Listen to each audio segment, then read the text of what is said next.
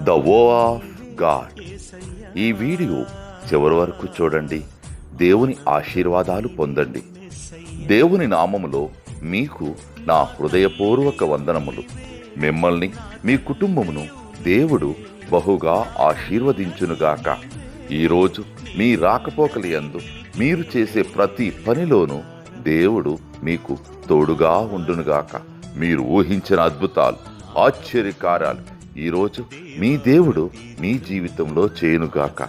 ఈరోజు నీ దేవుడు నీతో మాట్లాడే మాట, యెహోవా నా పక్షమున కార్యము సఫలము చేయును. కీర్తనలు 138 The Lord will perfect that which concerns me. Psalms chapter 138 verses 8.